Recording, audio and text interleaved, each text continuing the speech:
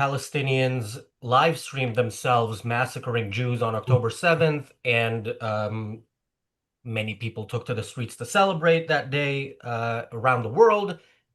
We've seen more and more, and we've talked more and more about the way Palestinian or anti-Israeli, anti-Semitic propaganda works, and the way it is repeated when things work for the Palestinians. It is repeated by their fellow activists. So one thing we've covered a lot on this channel is the settler violence blood libel, and it's not to say that settlers are never initiating violence. It's to say that we can't know when they are. And as far as we can tell, for the most part, almost every incident, is at the very least questionable. One of the reasons it's questionable is because of an Israeli organization, B'Tselem, that we've spoken about before, that gives cameras to Palestinians who then document settler violence, always with videos that always seem to start mid-scene. Well, that apparently is being copied by pro-Palestinian activists around the world, including in Italy, from a clip we're about to see, which is interesting on its own. Welcome to the Daily Objective. I'm Razi Ginsburg. I'm joined by Jonathan Honing. Jonathan, any thoughts about the video before we see it? Let's get right into it and welcome all of our viewers from around the world.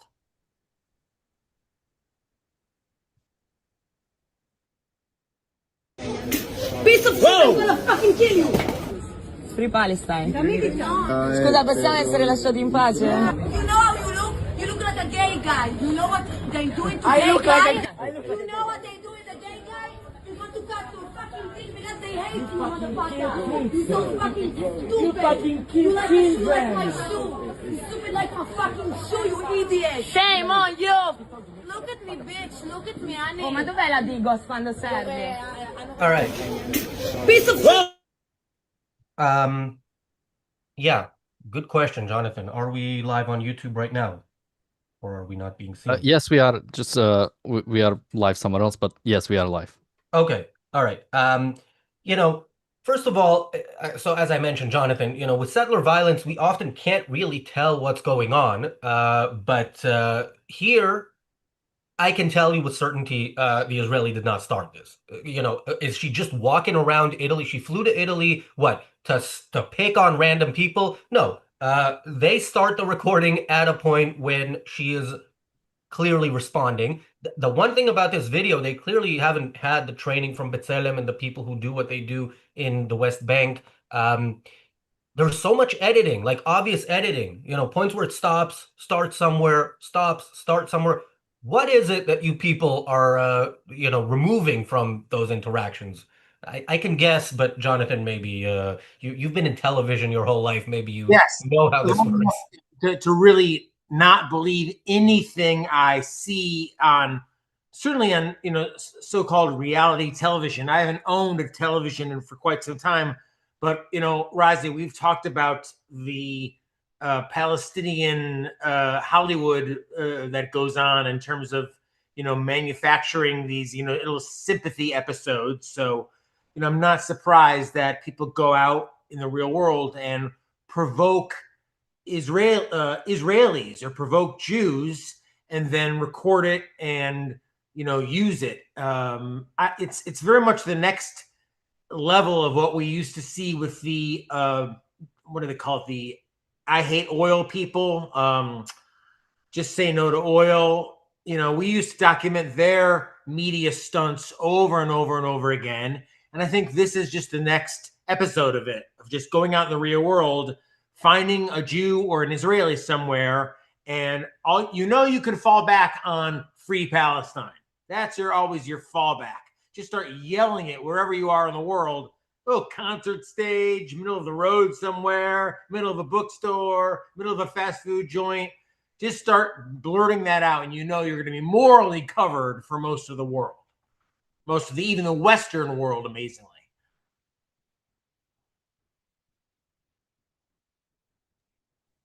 So we might have lost Razi. So I guess I'll quickly take over, or maybe Razi is coming back.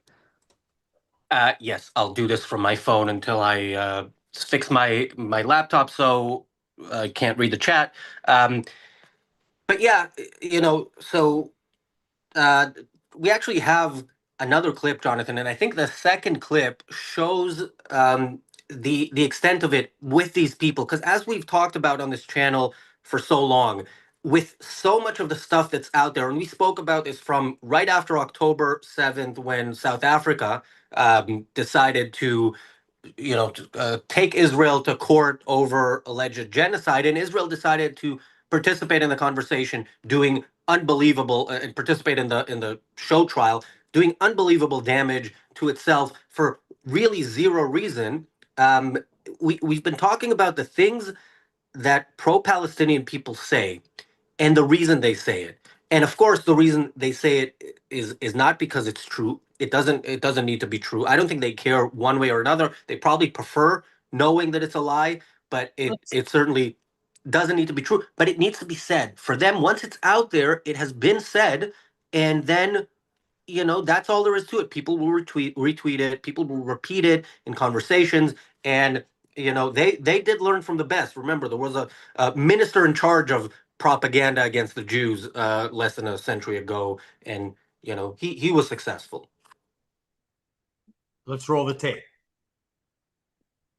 Vas-y, ouvre ta toi. Palestina libera!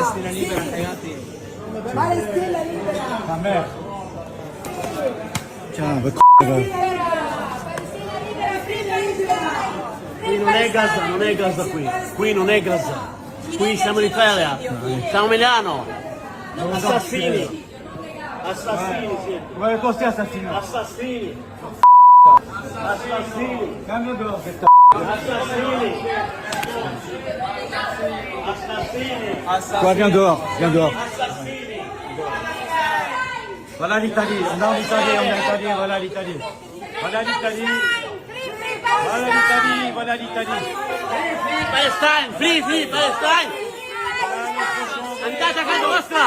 Andate a casa vostra, assassini. Assassini. Free Palestine! Assassini. Assassini! Oui. Oui, on Israël chai. On Israël chai. Viva Israël.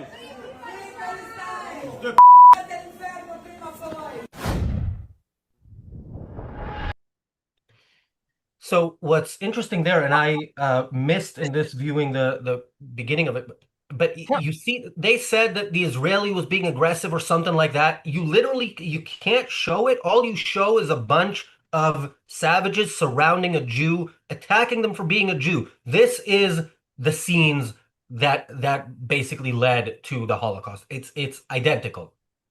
It's just kind of bizarre to me. It turns into a kind of a group chant of everyone's free Palestine, free Palestine, the whole. So what led to this? What prompted this? What required this? What was the remember there's one of Dr. Peikoff's podcast zingers. He says out of context, anyone can prove anything. And what exactly is the context that led to this? And even if there was something that led to this, it's the mindless chanting of free Palestine, free Palestine. You're not making a political point. You're just identifying yourself as part of a group of true dummies, international dummies. They are making a political point. The political point is finish the job that Hitler started. I mean, that's by the way, how many of them realize it in this instance? It looks like probably all of them. Generally speaking, how many of the people who fill the streets, flood the streets every weekend chanting Free Palestine, how many of them know that they are a part of the movement to finish the job that Hitler started? I think many, probably not all, but it doesn't matter. It doesn't matter if every Wehrmacht soldier, marching into France or Belgium or Norway or Russia knew that they are fighting for a regime that is exterminating the Jews. It doesn't matter if you know all the details. You know enough about the movement you're a part of. And, you said that Peikoff said, anything can be proven out of context. I don't know how they prove this out of context. And you also said it doesn't matter what led to, or no, you asked what led to it. And I wrote down in my notes, it doesn't matter what led to it. Because they can write, a Zionist was being aggressive, and you don't need to see anything from the Zionist being aggressive.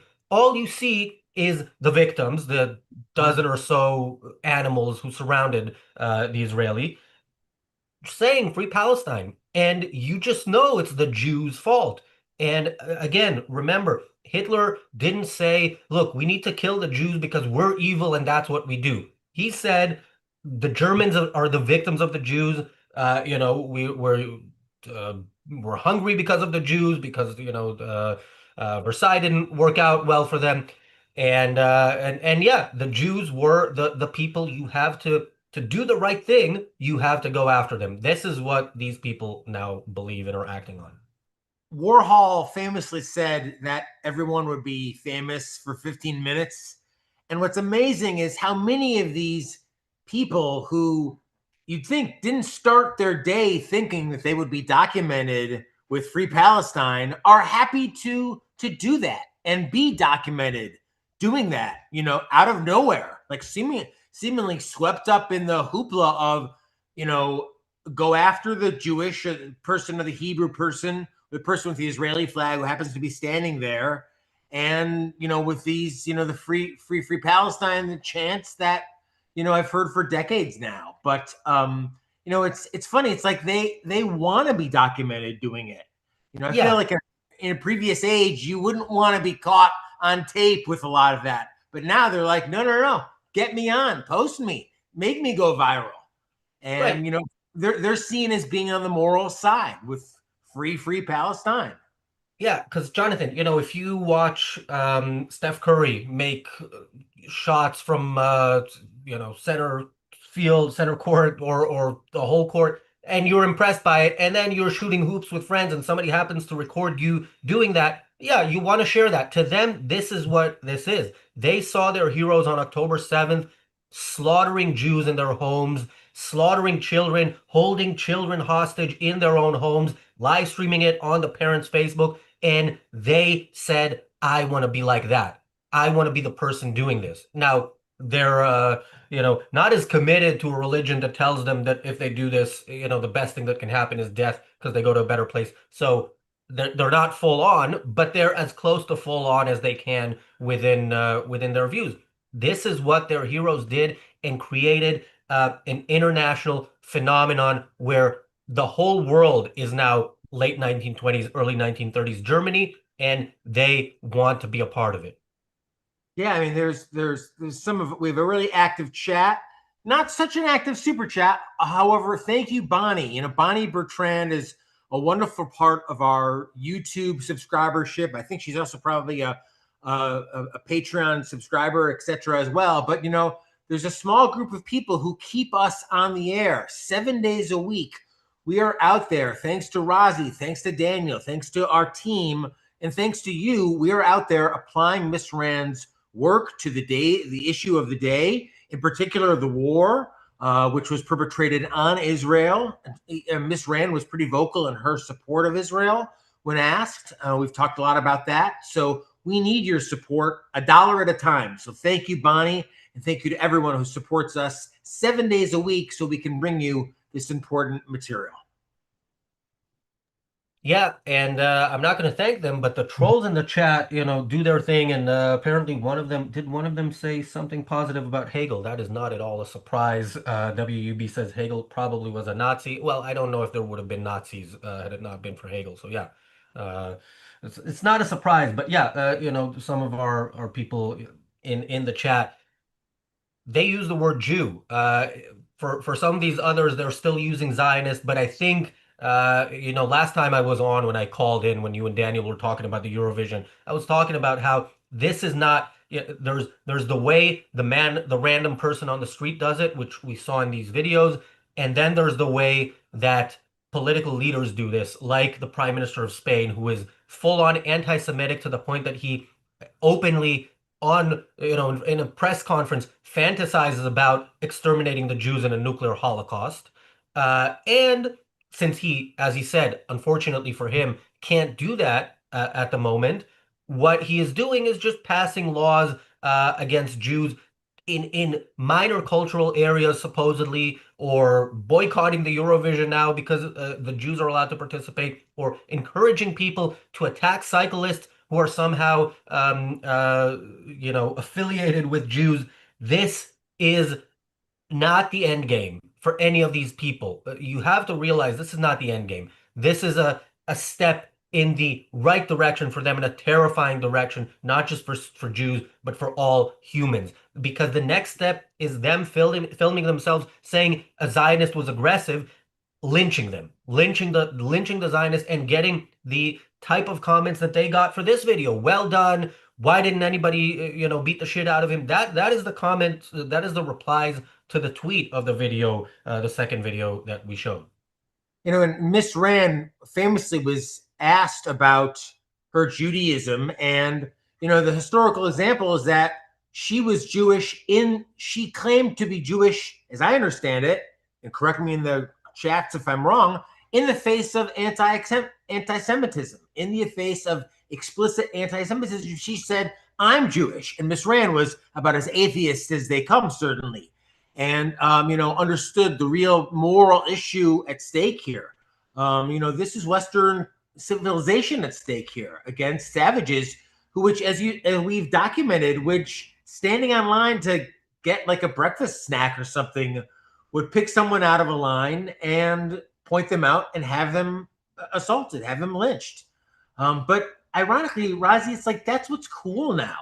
For some reason, we've lived long enough to see explicit anti-Semitism, the calling out of Jewish people in everyday life and targeting of them to be seen as somehow morally righteous and morally cool and morally right, not just on the right, but on the left and the so-called right.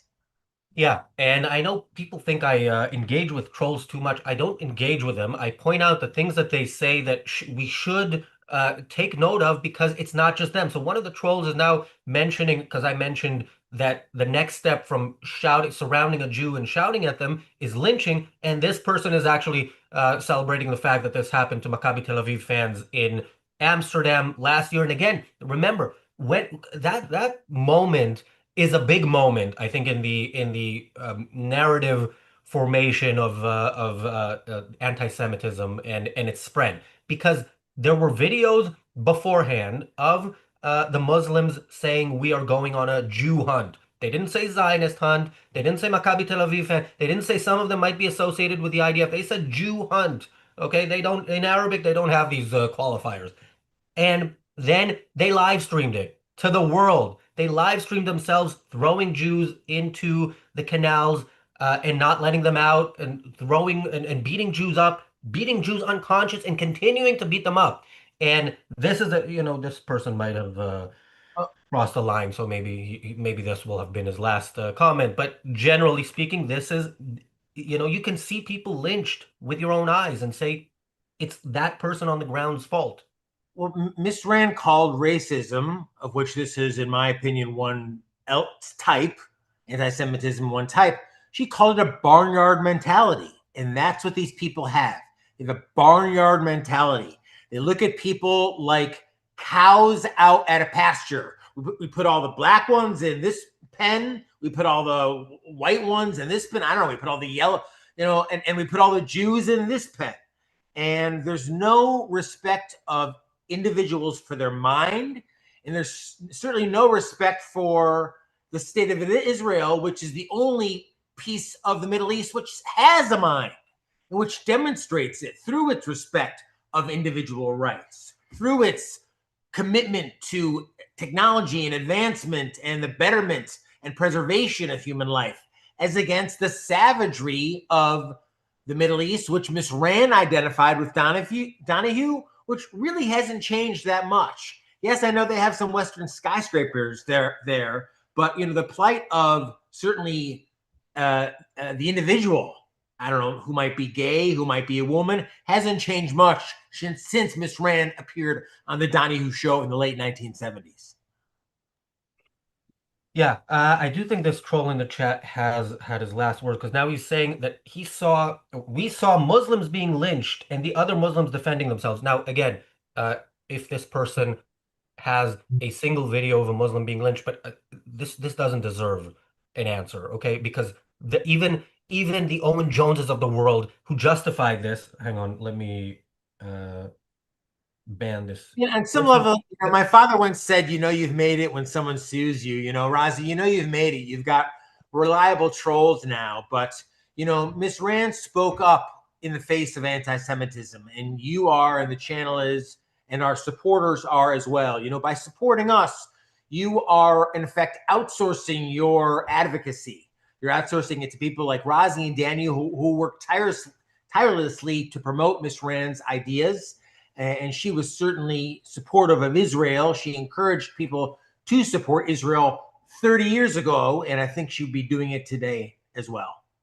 Yeah, by the way, to Nebris, it was a different troll that I banned. It was the one who said that that Muslims were being lynched in Amsterdam. And again, like when the Owen Joneses of the world jumped up immediately after the lynching and the pogrom attempt to explain why actually it was the Jews' fault that Jews were attacked for being Jews, he said, here's a video of somebody tearing down a PLO flag or Palestine flag from somebody's home.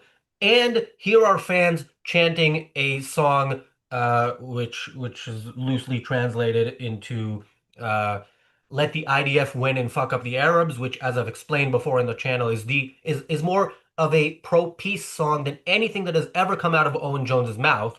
But yeah, these people, like I said at the beginning, and this troll listened and took notes. It doesn't matter whether or not it's true. They prefer for it not to be true, but what matters is that it's said, because once it's said, it's going to be repeated, and then it's going to add to the list of other things that are repeated, that are going to convince people that exterminating the Jews is the most anti-genocide thing you can do. I mean, we saw it during the protests. Everyone, the ones screaming from the river to the sea loud enough, didn't know, and I would gander, still don't know what river or even what sea they're talking about. But Israel is guilty, Israel's wrong, and there's a big market for that now. That's become legitimate discourse on elements, as I said, of the right wing and left wing right now. Anti-Semitism, I think, has kind of almost gone mainstream. Nick Fuentes was quoted the other day on Piers Morgan as saying, we can say that now that Hitler was cool. And, this is someone who's really influential among young people. And yeah, hating on Jews has become very mainstream, very, very, and almost seemingly morally righteous, right? You've got successful Israel and those poor Palestinians, Razi. Whose side are you on? Maybe you don't know history, you don't know anything, you just know it's aggressive Israel, which, has got so much, and the poor Palestinians, which have so little. No one mentioned that they started the war, that they went in, as you said, butchered thousands, and that still haven't been held to account for that.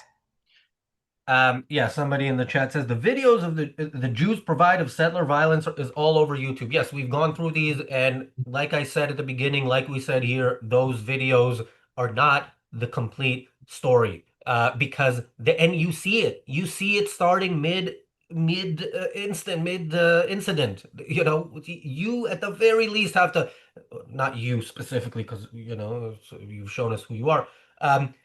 But yeah, you need to at least be able to question things. But yeah, I guess maybe that's not for you. If it is for you, then and if you're also on the side of the successful rather than the anti-life, then you should come to Spark 2. You should have come to Spark 1, but if you didn't, you should definitely come to Spark 2, Austin, Texas, October 17th, 18th. We will announce many speakers very soon. We've announced one so far, Michael Leibowitz. Now, I have to say, it's 10 months in advance. The card is subject to change. Michael, when he finds out that I'm not actually flying him out on my private jet, might reconsider. So, but as of now, he is assuming he can fly United Economy with a connection in Houston. Then he will be there, and Jonathan has a direct flight from Chicago, so he will definitely be there. There'll be big stars there. There'll be a chance to be part of the objectivist movement. You'll meet people who use objectivism in their everyday lives to live a better life, and that's what this is ultimately about. I mean, Ms. Rand talked about objectivism as a philosophy for living on Earth. So it's not about just beating somebody in a Twitter a political debate. You know, it's about applying objectivism to live a better, more fulfilling, more successful life, a happier life, a life full of values, so full of values. You don't know where, you don't have time to get to all of them. And that's what Spark is all about. And that's what you'll find no matter who's going to be speaking. Tickets are on sale, early bird prices, link in the description and the chat. You should be there. Make sure you sign up as soon as you can. Thanks, Jonathan. Thanks, everybody, for watching. The reality show starts in a couple of minutes.